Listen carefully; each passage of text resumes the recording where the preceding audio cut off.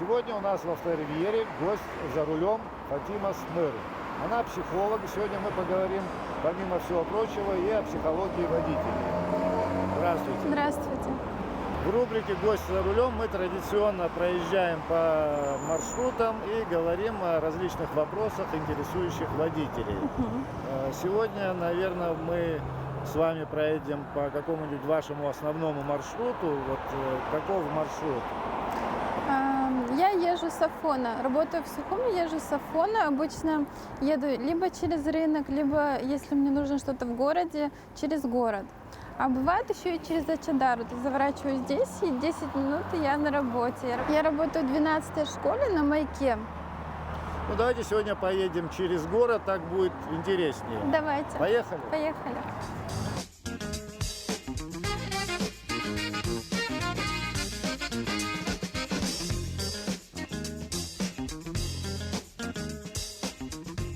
Обычно всем говорим, что вот мы беседуем по пути исследования, но если дорога от вас требует большой концентрации, вы на время можете не говорить, сконцентрируйтесь на дорожной обстановке. Фатима, сколько лет вы за рулем, на каких машинах ездили? За рулем я 10 лет, примерно 9-10 лет. Первая моя машина была Audi A4. Правда, руль был слева. Вот. Потом был Nissan, Так это нормально, Mazda. что он был слева? Да, просто для меня уже справа. да, справа. То есть потом я привыкла, и я даже не знаю сейчас, как сесть, да, за левый руль. Мне часто задавали вопрос, не трудно, не сложно перестраиваться. Если честно, я даже не заметила. То есть я как-то, 2 дня, может быть, чуть сложно, а так уже привыкла. Единственное, что когда идешь на обгон, то да, приходится Так смотреть. это и самое опасное. Да, опасно То и есть сложно. встречное движение все равно ограничено как-то. Да. Поэтому я стараюсь не Я бы обгонять. вам порекомендовал установить здесь камеру на зеркало, Так, вывести ее на экран. Сейчас это легко делается. я прислушаюсь. Это очень облегчит. Ее, правда, придется протирать иногда, но будет безопаснее. Да, кстати, хорошая идея. Даже об этом не думала. К сожалению, правый руль у нас вот все равно в ущерб безопасности получается. Да. Как ни крути, есть такой момент, и он тоже очень важный. Да, это правда. Конечно, с правым рулем на правостороннем движении надо быть более внимательным. Более внимательным, аккуратным. Конечно, если говорить о безопасности. Но то страшнее это, всего пассажиру на левом кресле. это правда. Вот когда, например, за рулем вот отец иногда берет машину, да, я еду, я слева сижу и постоянно пытаюсь контролировать. Слева, конечно, я сама, когда пассажир, мне страшно. А тут я чувствую себя в безопасности. В целом вы больше ездите с правым рулем. Да, опыта с праворульными машинами у меня на самом деле больше. Практически все были. То только одна слева. Ну, о машине мы особо говорить не будем. Это очень Да. распространенная машина. Я думаю, что все ее знают. Сколько вы на ней ездите? Уже 2-й год. Как она с положительной стороны себя показала? Да, эта машина меня очень много раз выручала, скажу так. Бывало, в вашей практике случалось ДТП? Да, случалось. У меня на тот момент был Nissan. Я работала на 7-й военной базе российской в Гудауте. Мне утром предстояло большое тестирование. Был снег. Может, вы помните, да, лет 5 назад прям гололед был. Мы, конечно, не приспособлены, наша резина, колеса. Мне надо было ехать на работу, я выехала, Ехала я, конечно, тихо, аккуратно, и все же там, где мост, меня понесло. Я слышала, мне говорили, что если гололед, нельзя тормозить, надо стараться вырулить. Но это, конечно, доли секунды, то, что было. У меня не получилось. Не получилось, и В этом произошло. тем более нужна практика езды по гололеду. Это так с первого раза, естественно, сложно. Да, и, конечно, после этого я езжу еще более осторожно. Ну, как-то, наверное...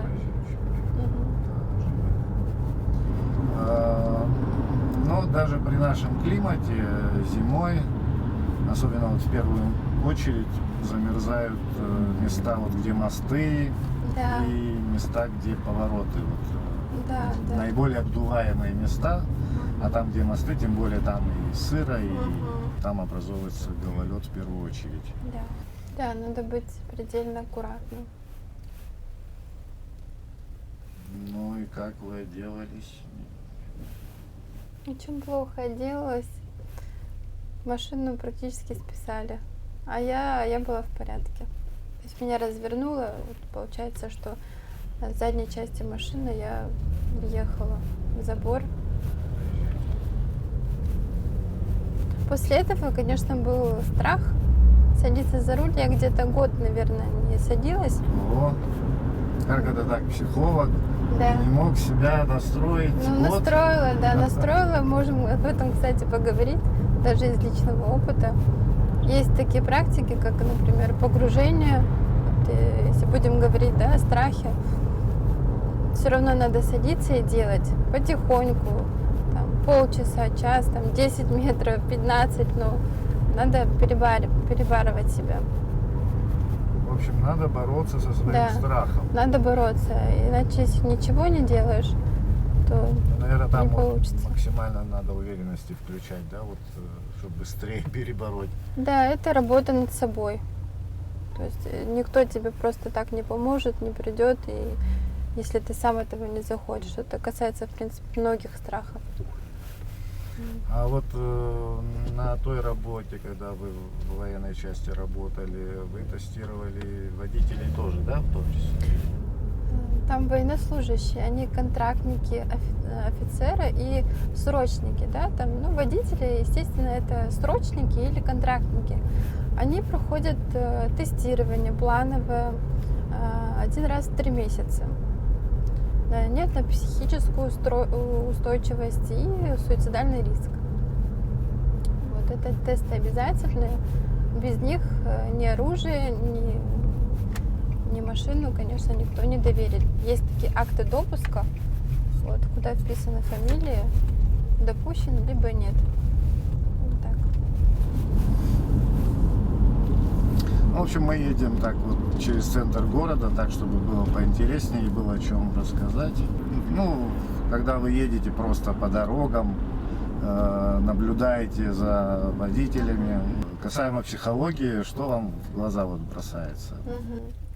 Вы знаете, я считаю так. Я сажусь в машину, то есть я — это моя машина, да, в принципе, как говорится. И остальные люди на дороге, то есть остальные машины, естественно, это остальные люди.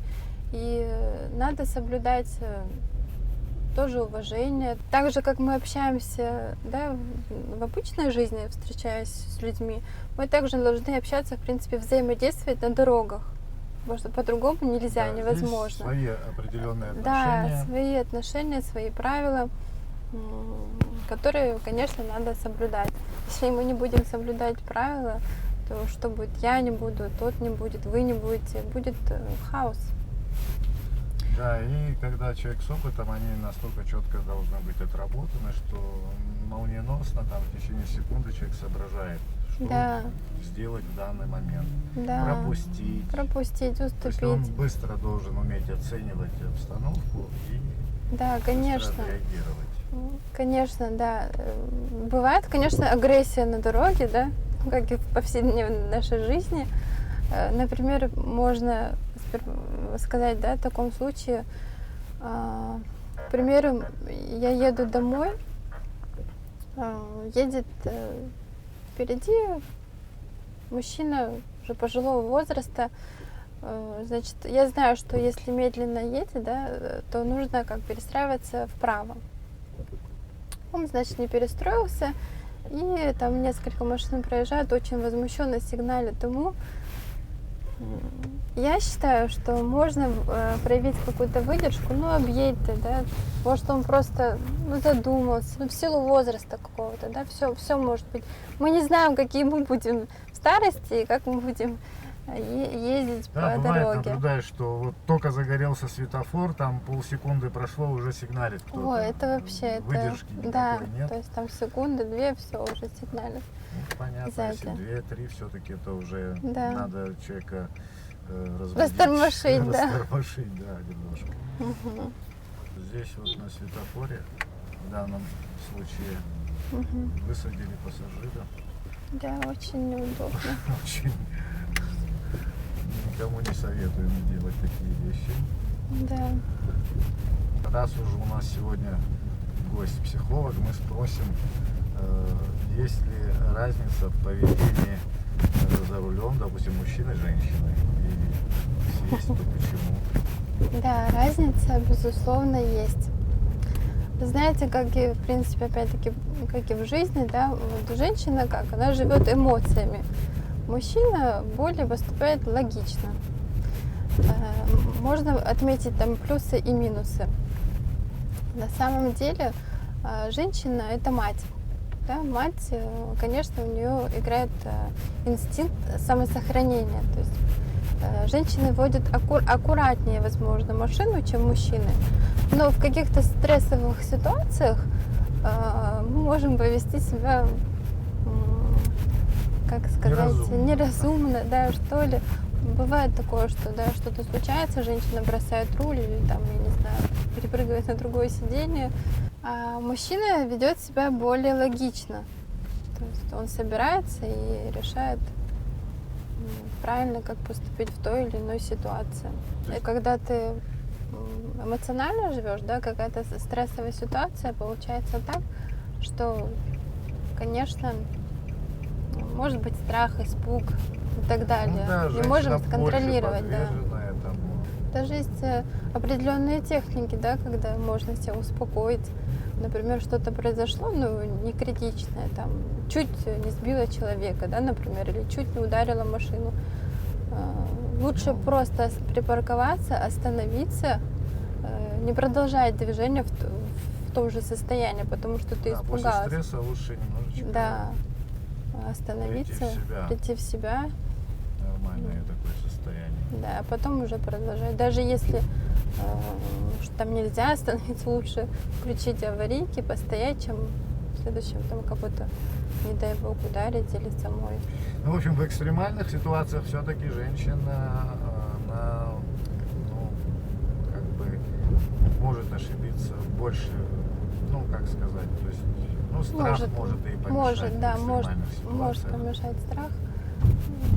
Это правда, да. А отношения мужчин к езде женщин тоже бывают специфическими. То есть бывает такое, что мужчина как-то реагирует, да, агрессивно, когда женщина за рулем. Если даже она что-то не так, если там мужчина что-то не так сделает, может, он не обратит внимания. Но если женщина там может... Скажет, ну это да, же да, это же женщина. Либо, наоборот, там с иронией какой-то. Ну, почему? Потому что, конечно, это уже заложено, что женщина, она хранительница очага, да, а мужчина, он правитель. То есть он добытчик, он правит в семье. И это уже подсознательно, даже если кто-то что-то так говорит, это уже, то есть он бессознательно это делает, уже это заложено. Вот здесь вот проезжать, конечно, Да. без затора редко получается. Как часто приходится здесь проезжать через рынок? Здесь очень часто мне приходится, да. Почему? Потому что всегда что-то бывает, я заезжаю, что-то надо, Нужно, да, по нужде какой-то на рынок. Здесь очень сложно всегда припарковаться, на самом деле много машин, люди, машины, надо быть предельно аккуратным, потому что порой пешеход не обращает внимания, да, там, или... Было бы здорово, если бы каждый садился за руль и оставлял свои какие-то переживания, нервы, да, вот за дверью. И знал, что ему надо от пункта А доехать до пункта Б, а потом уже все остальное. Спокойно. Спокойно, да. Ну, после ДТП или там, бывает, после автошколы человек еще практики нет и боится сесть за руль. Да, действительно. Как побороть этот страх? Да, действительно, такое бывает. И на самом деле причиной может быть несколько, да, каких-то факторов, при которых человек испытывает страх. Даже если он уже отучился, возможно, первое, да, например, инструктор, возможно, повышал голос, либо там как-то не так доносил до человека, либо вообще мало говорил. Он не уверен, он будет не уверен. Он закончил, например, но не уверен. Ему, конечно, нужна практика. Потихоньку, никто не говорит сразу сядь да поедь, да. То есть надо это отрабатывать. Может быть, еще, конечно, это какая-то психологическая травма, когда там ДТП, либо человек знает, что у кого-то там близкого, да, что-то случилось, какие-то примеры, и, конечно, проецирует на себя, чего делать не надо. Вот. Оттуда появляется страх. И третий фактор, возможно, просто чувство ответственности. То есть надо разобрать, почему я боюсь сесть за руль. Возможно, бывает такое, что человек в априори боится чувства ответственности не только там за руль, но и в каких-то других ситуациях. Надо это понять. Да, главное это в себе понять, раскопать, дойти до сути, и уже проблема решится сама собой. А, кстати, интересный перекресток. Вот видите, перед нами главная дорога, да? Да. Значит, все остальные второстепенные. Вот, ну вот на этом перекрестке что важно знать? То есть те, кто едут со второстепенных, порядок очередности проезда. Вот мы теперь оказались на следующей дороге этого перекрестка. Перед нами такие же знаки, в общем-то. Кто имеет право проезда первым? В данном случае мы, потому что у того водителя помеха справа. Естественно, в первую очередь уступаем тем, кто с главной, а затем вот между собой определяемся. Да. Тот, кто справа, выезжает первый. Как известно, агрессивная езда, она часто провоцирует дорожно-транспортное происшествие Да. и приводит к другим эксцессам нежелательным на дороге. И чтобы было меньше агрессии, конечно, человек должен понимать, что свое настроение он должен оставлять за дверью. Вот, свое настроение. Бывает какая-то ситуация, да, человек садится за руль, нервно выезжает и попадает в аварию. Ведь главное сразу включить, да, вот у себя в голове какой-то тумблер, что так, главная задача у меня сегодня доехать Надо до дома, сохранять да, спокойствие. сохранять спокойствие. Конечно, это сложно, но возможно. Вроде бы мелочь, ну что, а на самом деле мог принести вред окружающим и себе. Не дай бог, там какие-то плачевные вообще последствия. Так что трезвость не только должна быть физическая, но и трезвость ума. Вот что немаловажно. Всем кажется, что вот со мной такого не случится. Вот, на самом деле может случиться с каждым. Поэтому надо быть предельно осторожным. А почему вот у мужчины и у женщины, я заметил, ощущение вот габаритов машин очень разное? Ну, то есть вот это видно при парковке, при разворотах, там, поворотах. Как-то не так ощущаете габариты автомобиля? Возможно, просто, может, не так умело справляемся. Не то, что габариты. Ну, либо Возможно, там, может, да. это замечаем у кого мало опыта. Возможно, у кого мало опыта, да. Или просто это не его, как сказать. Но такое есть что-то не бывает, получается, да. Бывает что-то, все получается, а вот это не получается. Какие-то сложности. Ну, опять-таки, надо тренироваться, если уже хочешь так. Если ты Ну, обратил вот, на это возможно, внимание. мы сегодня где-нибудь попробуем парковаться вот в линию, в елочку как-то проще люди подходятся, это легче Мгм. въезжать. Это вот школа ваша, Да, это моя замечательная школа, моя любимая работа. Ну, иногда вы ездите с Ачадара, вы сказали, Да, иногда, Там короче, когда- конечно. короче, Когда если что-то мне- в городе нужно, значит вы Да, отсюда. если мне здесь нет необходимости, я сразу выезжаю и еду домой. Какие простые советы водителям вот, Да. от психолога? Надо подходить к этому с трезвым умом, да, с полной ответственностью. Сколько бы ты ни был за рулем, 10-20 лет или 1 год,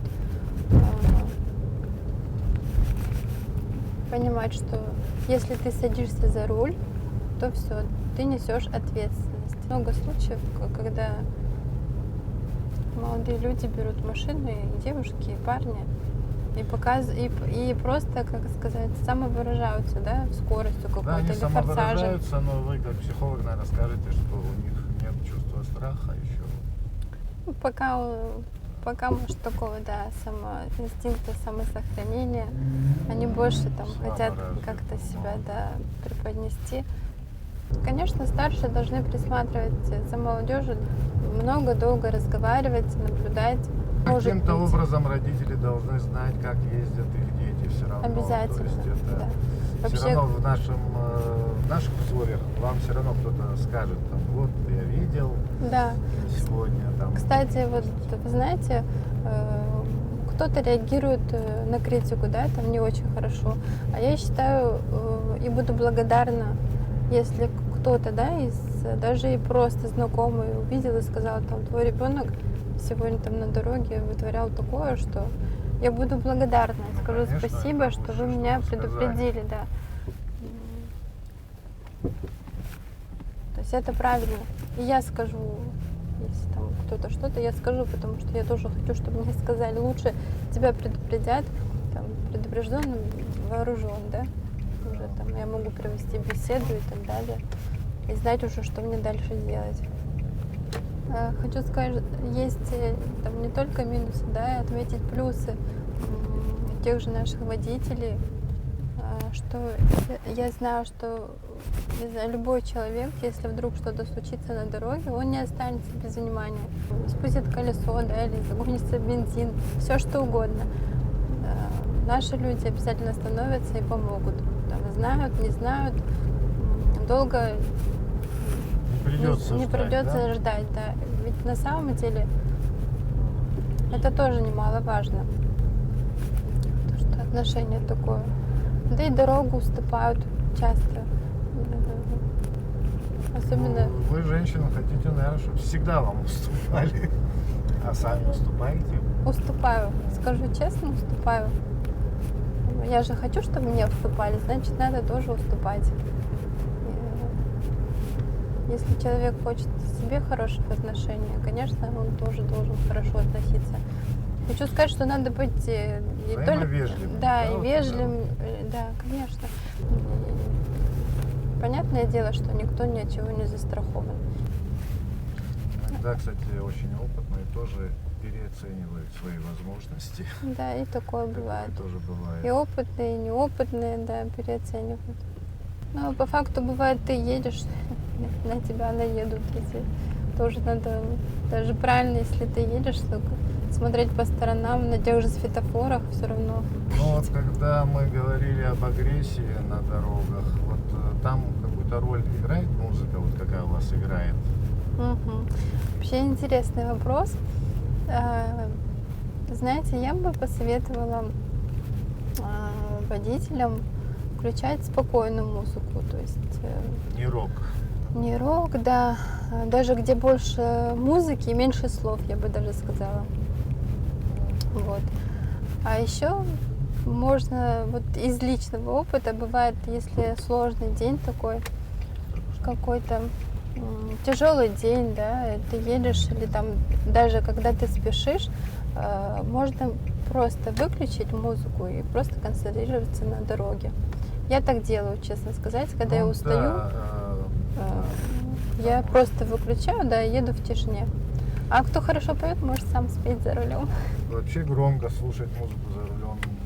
Громко Желательно. слушать Потому нежелательно. что ты должен слышать, что происходит вокруг.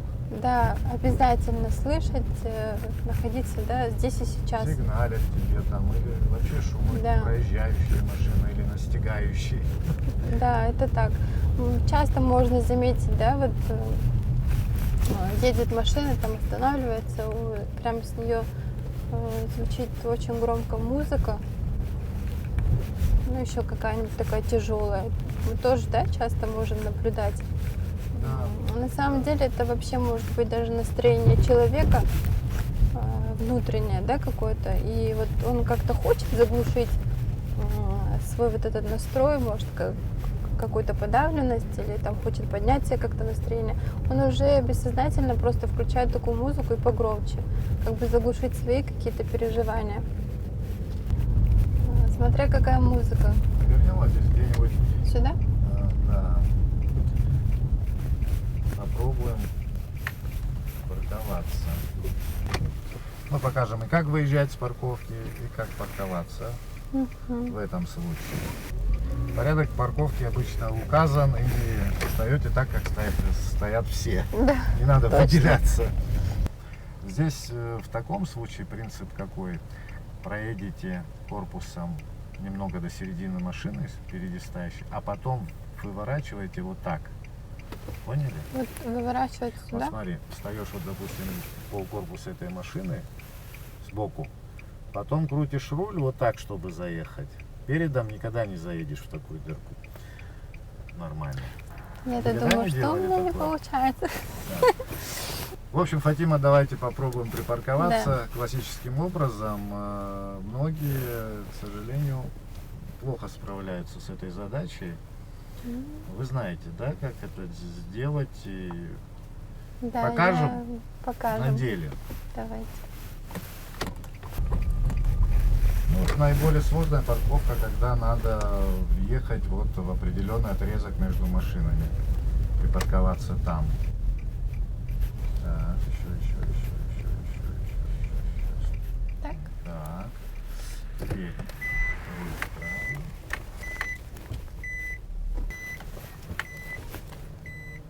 Так. Предостаточно места. Уже Вот выворачивать. таким образом можно аккуратно крутите. Четко вписаться в такое вот пространство. И мы вписываемся вот в ставе. То есть бывает, что вот все ставят елочку, а кто-то взял, поставил То есть занял, вдоль. получается, место. И Ну я да, тоже, занял да, больше когда места, и, во-первых, кроме места, то есть это усложняешь себе выезд. То есть там так встанут в елочку, что Да. вы потом не выйдете Не выйдете. с этого промежутка. Ну что важно, вот припарковались недалеко от бордюра, чтобы не совсем впритык. Мгм. Дистанция между машинами примерно одинаковая, Соблюдена, чтобы да. оставалась, чтобы выехать каждому было удобно. Да, Вот. я думаю, что мы справились. Я думаю, что справились, да, с этой задачей. И это, естественно, без практики сразу ни у кого не получается. Да. Фатима, спасибо вам за беседу. Вы много рассказали о психологии водителей, дали много советов. Попутно мы показали, как парковаться вот в определенной ситуации. И проезд одного непростого перекрестка показали. Сегодня в Авторивьере была Фатима Смыр, психолог. Спасибо вам. И вам спасибо. Спасибо, что пригласили меня в эту замечательную передачу. Я буду рада, если помогла кому-то своим советом. Спасибо вам. Всем пожелаем счастливого пути. Всем удачи.